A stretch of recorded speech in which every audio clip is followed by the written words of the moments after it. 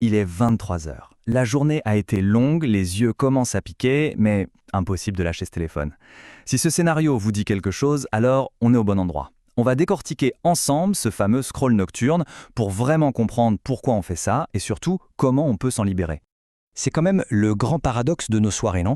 Le corps réclame du sommeil, l'esprit est complètement à plat, et pourtant, le pouce continue sa petite danse, presque hypnotique sur l'écran. C'est une habitude qui est devenue tellement normale qu'on ne se pose même plus la question. Alors, pour une fois, posons-la. Qu'est-ce qui se cache derrière ce comportement et comment est-ce qu'on peut reprendre le contrôle? Bon, pour percer ce mystère, on va y aller par étapes. D'abord, on va identifier les coupables. 4 grands pièges psychologiques dans lesquels on tombe presque tous les soirs. Et une fois qu'on aura bien compris ces mécanismes, on passera à l'action avec un plan d'évasion, un plan simple et concret pour enfin reconquérir nos nuits. Alors, le tout premier piège.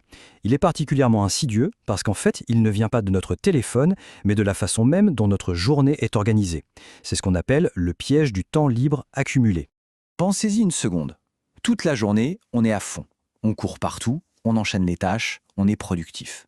Et puis, le soir arrive. Et d'un coup, on se retrouve face à une grande plage de temps, complètement vide, non planifiée. À ce moment-là, notre volonté est au plus bas, notre énergie aussi. Et cet espace vide, eh bien, il devient un aimant parfait pour la distraction la plus facile qui soit, le scroll. Le cerveau ne cherche pas vraiment à se reposer, non. Il cherche juste à combler ce vide. Ok, donc si le premier piège est une question de timing, le deuxième, c'est plutôt une petite ruse de notre propre esprit. C'est ce que j'appelle l'illusion de la productivité. Vous savez, cette petite voix qui nous dit qu'on n'est pas en train de perdre notre temps, mais de s'instruire?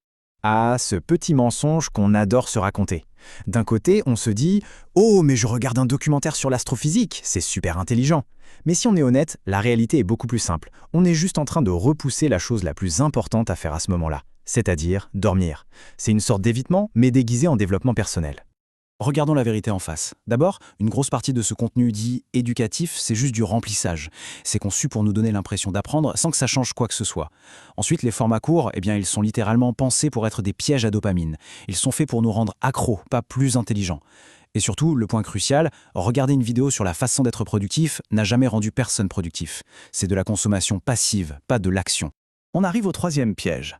Là, c'est un peu comme si on laissait le volant de la voiture à la version la plus fatiguée et la moins disciplinée de nous-mêmes. Le soir, notre cerveau il passe en mode pilote automatique et c'est cette version épuisée de nous qui prend les décisions importantes. Cette phrase, elle résume absolument tout. Si on n'a pas un plan clair, défini à l'avance, on laisse la décision à notre cerveau du soir. Et lui, il ne pense qu'à une seule chose, un petit shoot de dopamine, rapide et facile. Face à l'effort de se lever pour aller au lit, la récompense immédiate d'une nouvelle vidéo gagne la partie à chaque fois. Ah, ce scénario, on le connaît par cœur, non? À 21 h, la bonne intention est là. Allez, au lit. Puis, à 21 h 30, la négociation commence. Juste une petite vidéo. Vers 22 h 15, on se ment à soi-même. Ok, celle-là, c'est la dernière, promis. Et soudain, il est presque minuit et on se demande comment on en est encore arrivé là. C'est une glissade lente vers la procrastination, une série de toutes petites décisions qui, mises bout à bout, nous volent des heures de sommeil. Le pilote automatique a gagné, encore une fois. Et comme si ces 3 pièges psychologiques ne suffisaient pas, il y a le coup de grâce, le sabotage biologique. Parce qu'à 23 h, notre téléphone ne fait pas que voler notre temps. Non, il attaque directement notre capacité à dormir. L'attaque se fait sur 2 fronts. D'abord, il y a la fameuse lumière bleue de l'écran. En gros, elle crie à notre cerveau « c'est le plein jour, surtout reste bien éveillé ». Ça bloque la production de mélatonine, qui est l'hormone qui nous signale qu'il est temps de dormir. Et ensuite, il y a le contenu lui-même, que ce soit des vidéos, des infos, des débats, ça met notre cerveau en surchauffe. Au lieu de ralentir et de se préparer pour la nuit, il tourne à plein régime, ce qui rend l'endormissement presque impossible. Bon, assez de diagnostic, je pense qu'on a bien identifié les ennemis. Maintenant, il est temps de passer à la contre-attaque. Voici un plan d'évasion en 4 étapes, très simple mais redoutablement efficace pour reprendre le contrôle de nos soirées. Pas besoin d'applications compliquées, la solution est simple. Premièrement, la règle des 30 minutes. On crée une zone tampon avant de dormir. On éteint tous les écrans au moins 30 minutes avant l'heure où on veut s'endormir. Deuxièmement, et c'est sûrement le plus important, on déplace le téléphone. On le met à charger dans une autre pièce, le salon, la cuisine, n'importe où, tant qu'il est hors de portée du lit. Troisièmement, on y va progressivement. On essaie de décaler son heure de coucher et de lever de seulement 15 minutes chaque jour. Et enfin, quatrièmement, un petit travail mental.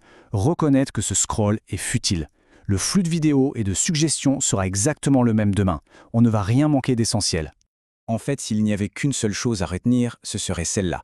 Le scroll nocturne, ce n'est pas un problème de volonté.